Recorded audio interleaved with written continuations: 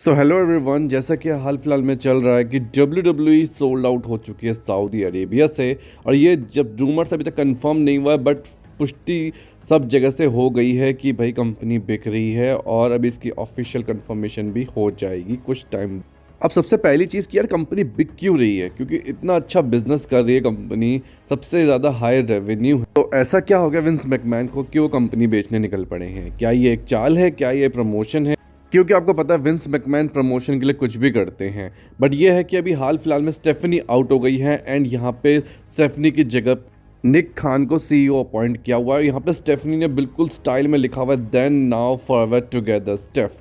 तो बेसिकली क्या है कि भाई अगर यहाँ पे सीईओ चेंज हो गया है, पर विंस मैकमैन निकले थे एक केस असॉल्ट के ऊपर कि उन्होंने वुमेन्स के साथ बदतमीजी करी थी, जिसका केस उनके ऊपर चल रहा था, तभी उनको हटाया गया था। एंड उनके उन्होंने 12 मिलियन फाइन पे कर दिया है। 12 मिलियन विंस मैकमैन के लिए कोई बड़ा खेल नहीं है, वो पे कर सकते हैं क्योंकि कंपनी इतनी बड़ी है, नेटवर्थ वाली है, तो 12 मिलियन कुछ भी नहीं है। पर बात ये आती है कंपनी बिक क्यों गई है भाई, कंपनी के बिकने का रीज़न क्या है? तो जैसा कि आपको पता है एटीट्यूड एरा के टाइम पर कंपनी जो है पब्लिक हो गई थी। जब कंपनी पब्लिक हो जाती है तो कंपनी अपना आईपीओ लॉन्च करती है। तो उस टाइम पे कंपनी की वैल्यू थी 172 मिलियन। और जब बंदा कंपनी अपनी पब्लिक करता है ना, तो बाहर से पैसा खींचने की कोशिश करता है, जो उस टाइम पे डब्ल्यूडब्ल्यू ने खींचा भी, जिसके अकॉर्डिंग बंदे पे जिम्मेदारियां भी आती हैं एंड वो कंपनी को कंपनी की तरह चलाता है। क्योंकि पहले प्राइवेट कंपनी थी तो अपने अकॉर्डिंग चला रहे थे, जब पब्लिक हो गई तो उसे अपने अकॉर्डिंग चलाने लगे। एग्जाम्पल के तौर पे पीजी एरा, वेलनेस पॉलिसी, तो ये सारी चीज़ें कंपनी करती है क्योंकि जब कंपनी पब्लिक बन जाती है तो उसे पब्लिक के लिए काम करना पड़ता है।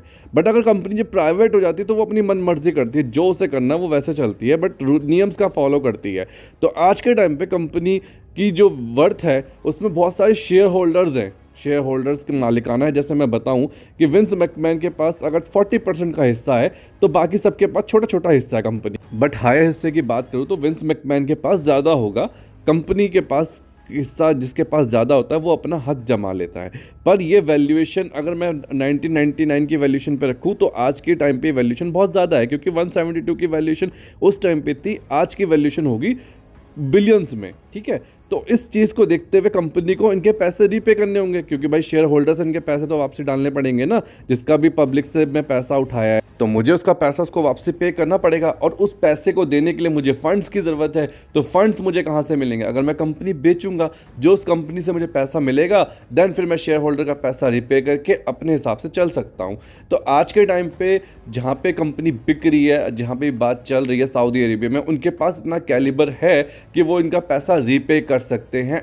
सो जो बंदा अपनी कंपनी बेचने के बारे में सोच रहा है तो वो अपना डेप्ट चुकाना चाह रहा है, उधारी चुकाना चाह रहा है, इस रीज़न से वो कंपनी पे कर रहा है। और कंपनी के शेयर होल्डर का पैसा पे करने के लिए बहुत जिगरा चाहिए, जो विंस मैकमैन के पास अब नहीं होगा, क्योंकि उन पे केसेस चल गए हैं एंड पैसा खर्च हो गए हैं। कंपनी की बात करें, विंस मैकमैन की बात करें तो विंस मैकमैन के पास पैसा कम है, पर WWE के पास पैसा है, पर वो सबका पैसा है, सारे शेयर होल्डर्स का है, बोर्ड ऑफ डायरेक्टर्स का है, अकेले विंस मैकमैन का नहीं है। तो दैट्स द रीजन वो अप्रोच कर रहे हैं बाहर कंपनी बेचने की, कंपनी को प्राइवेट तरीके से चला सकते हैं। क्योंकि जब कंपनी प्राइवेट चलेगी तो अपने अकॉर्डिंग, जैसे एटीट्यूड एरा में हम देखते थे चीज़ें, एक्टिविटी लाइक खून निकलना, वो सारे मैचेस उनको पसंद है तो वो कर सकते हैं। वो चाहेंगे तो स्टील का केज की जगह पे सोने का केज बनवा देंगे, सोने के केज में मैच लड़वा सकते हैं। बट वो मैचेस हमें कब देखने को मिलेंगे, क्या मिलेंगे? क्योंकि सऊदी अरेबिया के अंडर में हो, जो कि ये बहुत बुरी चीज़ है एज अ व्यूअर, क्योंकि अगर मुझे मैच ही देखने को नहीं मिले, क्योंकि उन लोगों को रेसलिंग चलाने का तरीका नहीं पता है और उनके पास फंड्स की कोई कमी नहीं है। वो तो राजा बन के जीतना चाहते हैं, तभी तो अंडरटेकर गोल्डबर्ग को बुलाते हैं